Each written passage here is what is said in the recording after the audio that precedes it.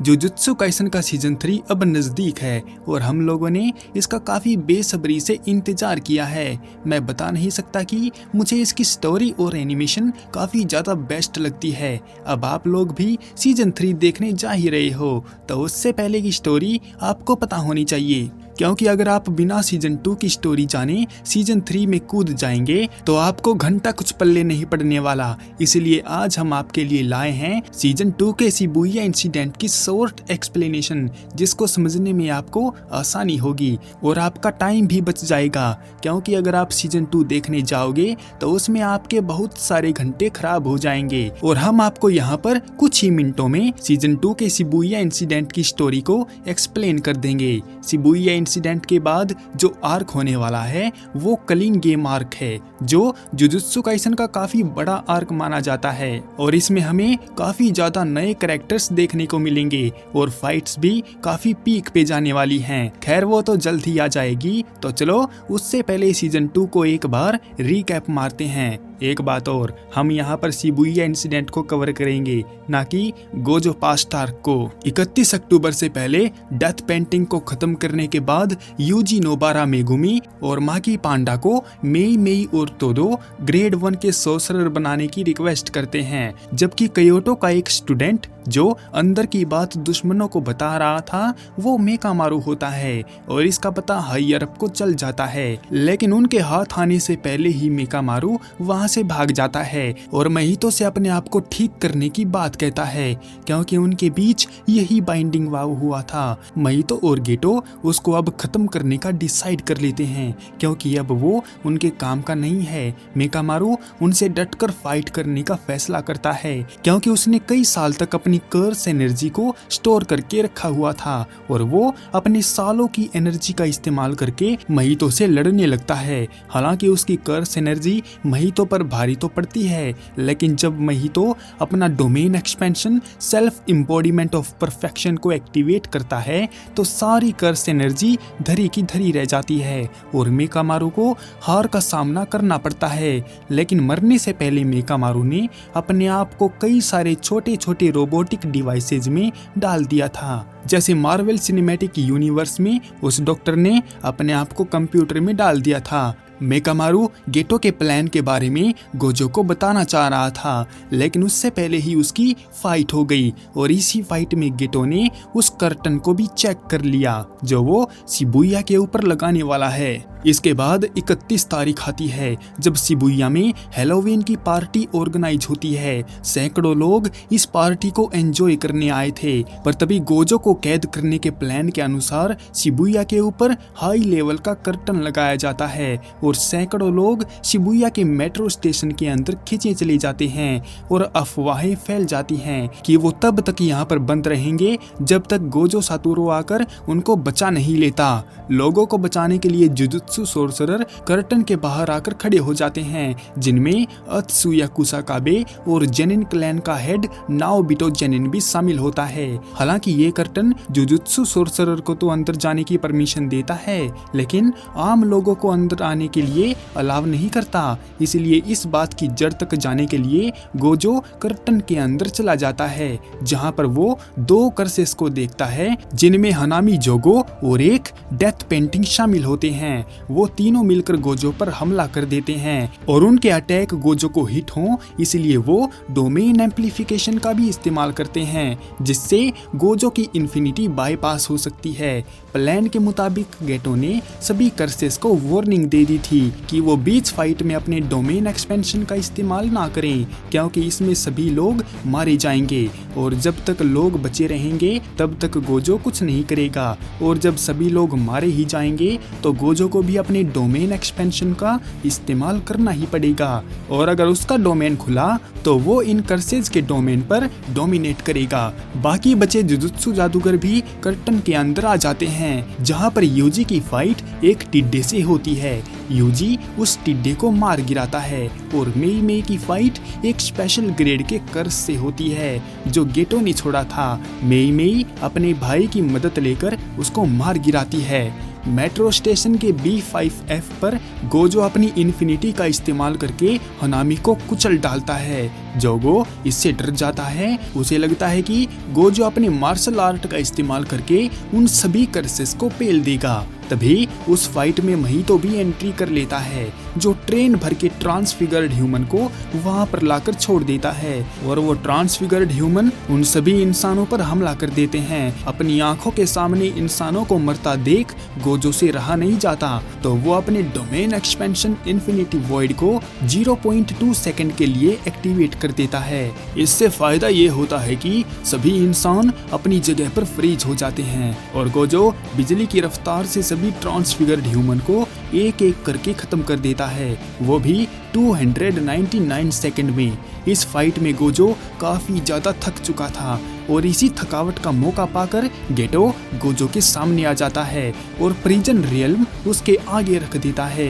उसे देखते ही गोजो काफी ज्यादा शॉक्ड हो जाता है, क्योंकि उसका जिगरी दोस्त गेटो, जो कि यूटा के हाथों मारा गया था, वो उसके सामने जिंदा खड़ा था। हैरान परेशान गोजो अपनी जगह से नहीं हिलता, जिससे प्रिजन रियल्म अपना काम करती है और गोजो को अपने अंदर सील कर लेती है। गेटो बताता है कि वो एक बहरूपिया है जिसने उसके दोस्त की बॉडी को पोजेस कर लिया है। अब ये बहरूपिया बंदा कौन है, मांगा रीडर तो जानते होंगे और एनीमे फैंस को सीजन 3 में पता चल जाएगा। मेकामारू का रोबोटिक डिवाइस शिबुया में एक्टिवेट हो जाता है और यूजी को गोजो के सील होने की खबर दे देता है और यूजी एक ऊंची सी बिल्डिंग पर चढ़कर इस खबर को अपने दोस्तों को बताने लगता है, चिल्ला चिल्ला कर। खबर मिलते ही सभी जुजुत्सु जादूगर कर्टन के अंदर चले जाते हैं और कर्सेस को भी पता चल जाता है कि सारे जादूगर अंदर आ चुके हैं। इसीलिए सब श्रापित लोग अपने अपने काम पर लग जाते हैं कि कौन किसको रोकेगा और खत्म करेगा। जुजुत्सु जादूगर प्लान बनाने लगते हैं कि वो कैसे गोजो को अनसील करवाएं और कैसे उन आम लोगों को उन कर्स स्पिरिट से बचाएं। यूजी और मेगुमी शिबुया पर लगे कर्टन को हटाने का काम करने लगते हैं। यूजी के जोर जोर से चिल्लाने की वजह से सभी कर्स यूजर एक्टिवेट हो जाते हैं और अपना भोकाल मचाने के लिए शिबुया में उतर आते हैं, क्योंकि जब तक गोजो मौजूद था तब तक उनकी बाहर आने में फटती थी, लेकिन अब तो वो राजा लोग हैं, अपने मन की करेंगे। उन्हीं में से 3 कर्स यूजर एक छत पर बैठे होते हैं, जिनमें दादी ओगामी अपने पोते पर जादू टोना करती है और वो किसी भी मरे हुए पर्सन की पावर को दूसरे इंसान में डालकर इस्तेमाल कर सकती है। दादी अपने पोते में जेनिन तोजी द ग्रेट सुपर ह्यूमन की आत्मा को रिकॉर्नेट करती है, जिसकी फाइट नानामी के चेले इनो से होती है, लेकिन बदकिस्मती से वो बेचारा मर जाता है। यूजी और मेगुमी की फाइट एक टकले कर्स यूजर से होती है जो काफी ताकतवर होता है, लेकिन मेगुमी उसकी कर्स टेक्निक का पता लगाकर अपने शिकिगामी रेबिट एस्केप और गामा से खत्म कर देता है। फिर यूजी बाकी के कर्टन को हटाने के लिए शिबुया स्टेशन के अंदर चला जाता है। अब यहाँ से कहानी इतनी ज्यादा हार्ड हो जाती है कि एक के बाद एक फाइट आती ही जाती हैं। आप बस वीडियो एंजॉय करो, क्योंकि अभी काफी तगड़े और खतरनाक किंग ऑफ कर्सेस की एंट्री होना बाकी है। वहीं पर तोजी की आत्मा दादी के पोते पर हावी हो जाती है और उसकी बॉडी को टेक ओवर कर लेती है, क्योंकि उस लड़के की आत्मा तोजी जैसे डिजास्टर की आत्मा से हार जाती है। दादी के ऑर्डर के मुताबिक तोजी सभी सोर्सरर को खत्म करने निकल पड़ता है, मगर जाने से पहले तोजी दादी का भी काम तमाम कर जाता है। शिबुया में एक और कर्स यूजर भी घूम रहा है जो जादूगरों को खत्म कर रहा है और उसका नाम हारुटा शिगेमो है और इसने मैनेजर एजिची की भी जान ले ली। अब पता नहीं वो मरा है या जिंदा है। अब इसकी फाइट नोबारा के साथ हो जाती है। इस कर्स यूजर की तलवार कुछ स्पेशल है, मतलब अगर इसका यूजर इसको कहीं पर फेंक कर मार देगा तो ये अपने आप चलकर उसके पास आ जाएगी, यानी कि ये जीती जागती तलवार है। नोबारा उस पर काफी अटैक करती है, लेकिन वो हर एक अटैक को डॉज करता है और नोबारा से बचने के लिए वो एक बिल्डिंग में घुस जाता है, जहां पर वो धोखे से अकारी नित्ता को पकड़ लेता है और नोबारा को झुकने के लिए मजबूर कर देता है। पर तभी वहां पर एंट्री होती है अपने कूल डूल केंटो नानामी की, जो उस कर्स यूजर हारुता को कुत्ते की तरह धोता है। नानामी का एक पंच इतना स्ट्रॉन्ग है कि वो एक ही अटैक में उसकी जान ले सकता है, लेकिन उसकी टेक्निक बीच में आ जाती है और उसकी जान बचा लेती है। मतलब उसके गालों पर जो डंडे दिख रहे होते हैं वो उसकी लाइफ है, और जब भी उसकी जान जाएगी तब उसकी एक लाइफ कम हो जाएगी। वो बेशर्म हारुता नानामी से बुरी तरह से पीटा जाता है। फिर नानामी नोबारा को सेफ जगह पर छोड़कर बाकी लोगों को बचाने निकल पड़ता है। इसके बाद स्टेशन के अंदर जाने के लिए यूजी को रास्ता नहीं मिल रहा था, तो वहां पर इनुमाकी आकर यूजी की मदद करता है और अपनी टेक्निक कर्स स्पीच से उसके लिए रास्ता बनाता है। रास्ता मिलने पर जब यूजी स्टेशन के अंदर जा रहा होता है तो उसका सामना डेथ पेंटिंग चोसो से हो जाता है, जो उससे अपने भाइयों का बदला लेने के लिए तैयार खड़ा होता है। यूजी के आते ही चोसो उस पर पियर्सिंग ब्लड, सुपरनोवा और बर्ड मैनिपुलेशन टेक्निक से अटैक करने लगता है। उनकी फाइट काफी खतरनाक जा रही थी और यूजी भी उसको काफी अच्छी टक्कर दे रहा होता है। इस फाइट में मेकामारू भी यूजी की मदद करता है, लेकिन इस फाइट में एक अजीब सी बात सामने आती है, क्योंकि जब वो दोनों लड़ रहे होते हैं तो अचानक से चोसो को एक फ्लैशबैक याद आता है जो कभी हुआ ही नहीं था। उसमें यूजी चोसो का भाई है और वो सारे भाई साथ में बैठकर खाना खा रहे थे। ये बात चोसो को ट्रॉमाटाइज कर देती है और वो लड़ने की हालत में नहीं रहता, जबकि उसने यूजी को बुरी तरह से पीट पीट कर पहले से ही बेहोश कर दिया था। वहीं दूसरी तरफ हम नानामी को देखते हैं जो माकी और नाओबिटो के साथ अंदर जा रहा था, पर तभी उसकी नजर स्पेशल ग्रेड कर्स डैगोन पर पड़ती है, जो कि वहां पर पानी पानी करके उनको डुबोकर मारने की कोशिश करता है, लेकिन इससे वो सब बच जाते हैं। तो डैगोन अपनी ट्रू फॉर्म में आ जाता है, लेकिन फिर भी वो सब मिलकर उस पर भारी पड़ने लगते हैं और नाओबिटो अपनी प्रोजेक्शन सोर्सरी से उसको खूब धोता है। इन सब से परेशान होकर डैगोन अपना डोमेन खोल लेता है और उन तीनों को उसमें फंसा लेता है। डैगोन अपने डोमेन के श्योर हिट इफेक्ट से उन पर अपनी शिकिगामियों द्वारा भारी पड़ने लगता है, और जैसे ही वो उनको खत्म करने ही वाला होता है तो उसके डोमेन में छेद बनाकर मेगुमी वहां पर एंट्री ले लेता है और अपनी जान दांव पर लगाकर सबको वहां से निकालने का प्लान बनाने लगता है। और जैसे ही डोमेन के अंदर एक होल बनाता है तो उनके निकलने से पहले ही बाहर की दुनिया से डोमेन के अंदर मेगुमी का डैडी तोजी अपीयर होता है। डैगोन उसे हल्के में लेता है और एक मामूली सा इंसान समझता है, लेकिन तभी तोजी माकी से उसका प्लेफुल क्लाउड छीनता है और डैगोन पर टूट पड़ता है, क्योंकि उन सब में सबसे ताकतवर वही था और डोमेन भी तो उसी का था।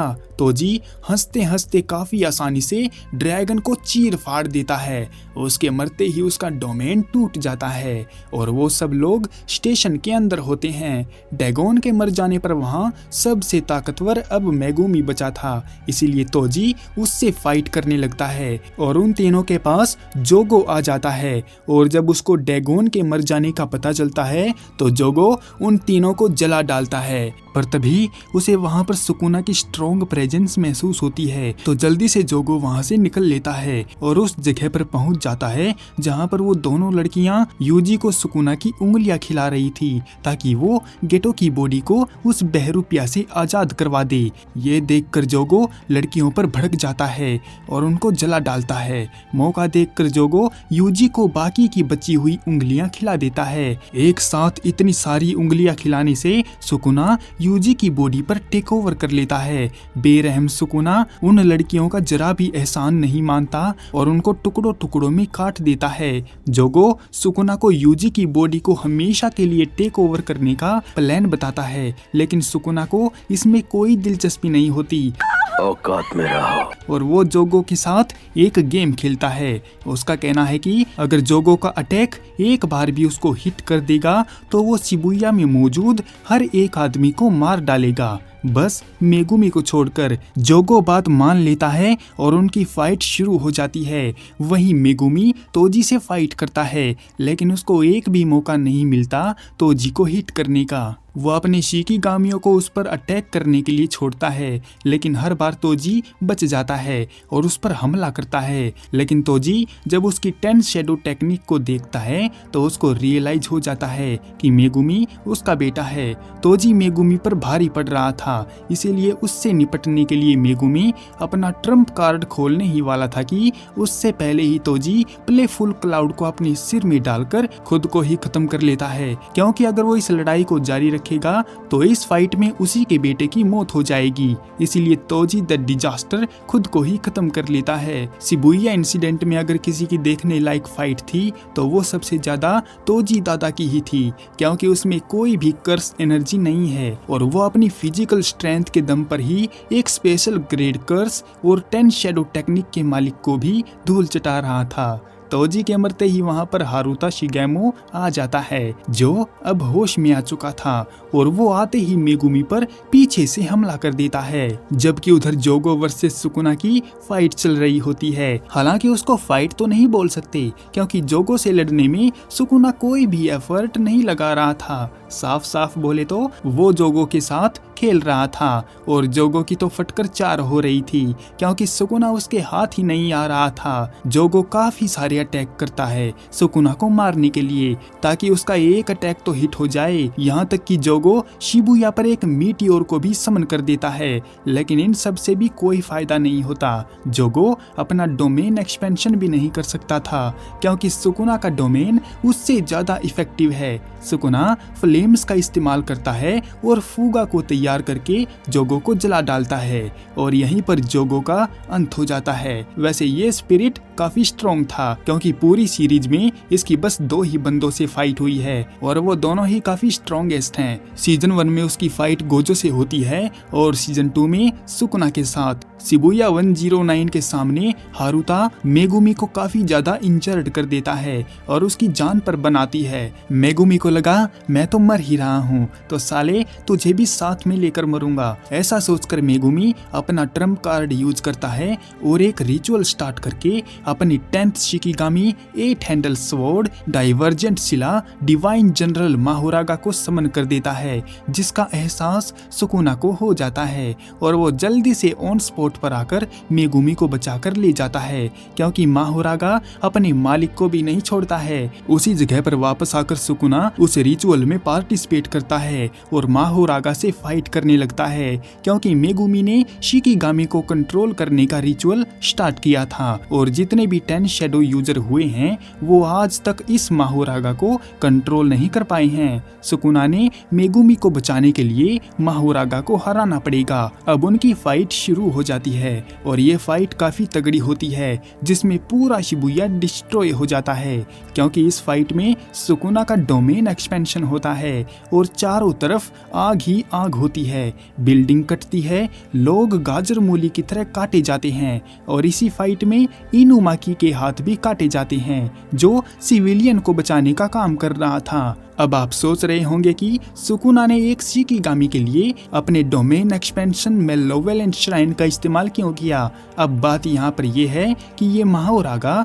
काफी ज्यादा स्ट्रॉन्ग है और इसके सिर पर लगे व्हील की एक खासियत भी है कि ये अपने ओपोनेंट के अटैक्स को अडॉप्ट कर लेता है। मतलब कि अगर इसका दुश्मन इस पर कोई हमला करेगा तो ये उसका एक बार स्वाद लेगा और उसका तोड़ निकाल लेगा, फिर अगली बार उसके दुश्मन के इस अटैक का माहोरागा पर कोई असर नहीं होगा। इसलिए सुकुना को अपने डोमेन एक्सपेंशन का इस्तेमाल करना पड़ा, जिसमें माहोरागा शिकिगामी मारा जाता है और ये वाला रिचुअल समाप्त हो जाता है। सुकुना हारुता को भी खत्म कर देता है, उसके डंडे खत्म हो गए थे, इसलिए हारुता हमेशा के लिए मारा जाता है।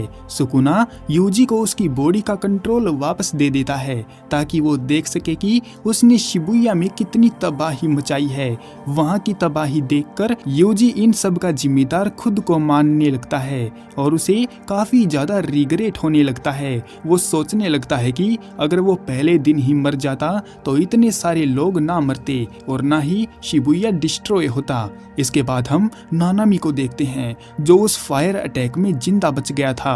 वो काफी ज्यादा झुलस चुका है, इसलिए अब वो चाहता है कि उसे अपने काम से छुट्टी ले लेनी चाहिए और आराम करना चाहिए। लेकिन उससे पहले नानामी अपने काम को पूरा करेगा और सभी ट्रांसफिगर्ड ह्यूमन को डिस्ट्रॉय करेगा। नानामी ऐसा ही करता है और वो अकेले ही कई सारे ट्रांसफिगर्ड ह्यूमन को मार डालता है। नानामी अपना काम कर ही रहा होता है कि तभी वहां पर हरामी महितो आ जाता है और उस पर अपनी टेक्निक आइडल ट्रांसफिगरेशन का इस्तेमाल करके खत्म कर देता है।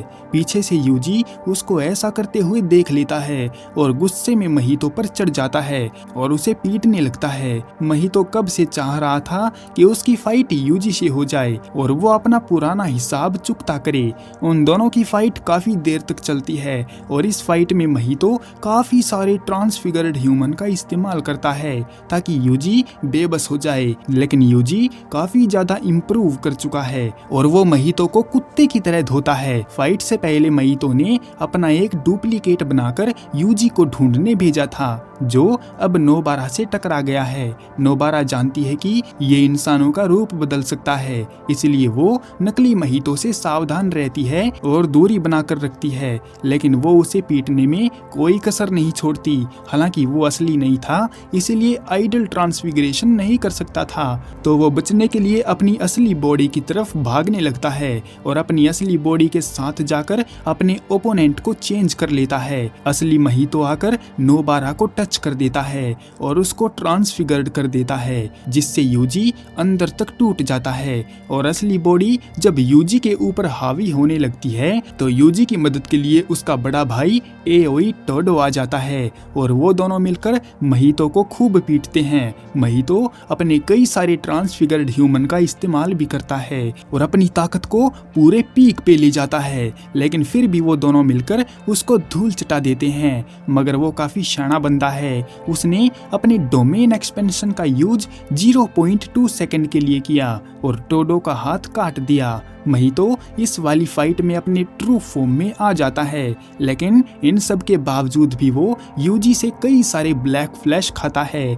और अपने घुटनों पर आ जाता है। उसी वक्त वहां पर गेटो भी आ जाता है। उसे देखते ही यूजी गोजो को छुड़ाने की कोशिश करता है, लेकिन गेटो यूजी को आसानी से रोक देता है। तभी गेटो अपनी टेक्निक कर्स स्पिरिट मैनिपुलेशन से महितो को खुद में एब्जॉर्ब कर लेता है। हालांकि वो जोगो और हनामी को भी अपने अंदर समाना चाहता था, लेकिन वो दोनों तो दूसरों के हाथों ही मारे गए। लेकिन गेटो के लिए सबसे ज्यादा जरूरी महितो था और उसे इस बात की खुशी भी है कि उसने महितो को खुद में समा लिया। गेटो काफी ज्यादा स्ट्रॉन्ग है और वो यूजी के काबू में नहीं आ रहा था, इसीलिए टोक्यो और क्योटो के स्टूडेंट उस पर हमला करने के लिए आ जाते हैं। और उसी वक्त चोसो अपने ट्रोमा से निकलकर वहां पर आ जाता है और गेटो पर गुस्सा होता है क्योंकि उसने जानबूझकर उसके छोटे भाई यूजी को उसी के हाथों मरवाने की कोशिश की थी। इस बात पर गुस्सा होकर चोसो उस पर टूट पड़ता है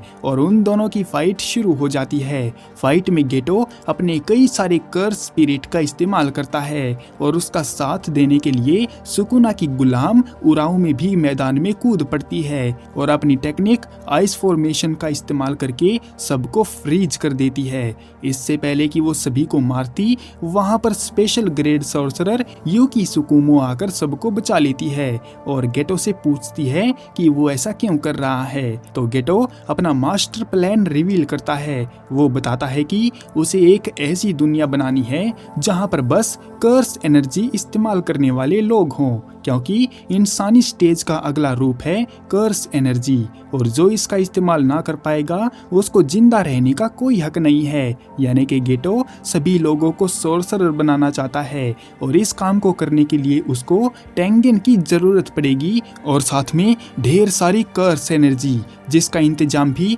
उसने कर दिया है क्योंकि अब वो एक डेथ टूर्नामेंट शुरू करने वाला है जिसमें सोर्सरर एक दूसरे से फाइट करेंगे और इससे काफी सारी कर्स एनर्जी इकट्ठा हो जाएगी। यूकी इस बात के खिलाफ है, क्योंकि ऐसा करने से दुनिया में हलचल पैदा हो जाएगी और लोग एक दूसरे के दुश्मन बन जाएंगे। पर तभी गेटो महितो की टेक्निक आइडल ट्रांसफिगरेशन का इस्तेमाल करके एक सील हटा देता है। अब इससे होगा ये कि पुराने समय हाइयेनेरा में गेटो ने जितने भी जादूगरों से बाइंडिंग वाव किया था वो अब सील हटाने से इस जमाने में रीकार्नेट हो जाएंगे, जैसे उंगली खाने से सुकुना रीकार्नेट हुआ था। और वो सब और ज्यादा ताकतवर बनने के लिए दूसरों की जान लेंगे, जिसको आने वाले सीजन में किलिंग गेम बोला जाएगा। गेटो के इस खतरनाक प्लान को सुनकर यूकी उस पर हमला करने की तैयारी करती है, लेकिन उससे भी पहले गेटो अपने ढेर सारे कर्स स्पिरिट को छोड़ देता है और वहां से भाग जाता है। वो सारे कर्स स्पिरिट पूरे जापान में फैल जाते हैं और आम लोगों को मारने लगते हैं। जुजुत्सु हेडक्वार्टर के लोग इस मुसीबत से निकलने के लिए स्पेशल ग्रेड सोर्सरर यूटा ओकुत्सु को वापस बुला लेते हैं और उसको यूजी इटाडोरी को खत्म करने का काम सौंप देते हैं। साथ में वो गोजो की सील हटाने के भी खिलाफ होते हैं और मास्टर यागा को भी मारने के ऑर्डर दे देते हैं, क्योंकि उन्हें लगता है कि शिबुया इंसिडेंट इन्हीं लोगों की वजह से हुआ है। अब सीजन 2 की स्टोरी यहीं पर एंड हो जाती है। अब इसके आगे की स्टोरी सीजन 3 में कंटिन्यू होगी, जिसमें हम किलिंग गेम को देखेंगे, जहां पर नए नए सोर्सरर आएंगे और काफी सारी फाइट्स होगी। अगर आप उनको मिस नहीं करना चाहते हो तो हमारे चैनल को सब्सक्राइब करना ना भूलें। और हाँ यार, मैं जानता हूँ कि मैंने कुछ फाइट्स को छोड़ दिया होगा, लेकिन ये स्टोरी एक्सप्लेनेशन वीडियो है, एपिसोड एक्सप्लेनेशन नहीं, इसलिए सॉरी यार। और आपको ये वीडियो कैसी लगी हमें जरूर बताइएगा। मिलते हैं इसके सीजन 3 में, तब तक के लिए सायोनारा।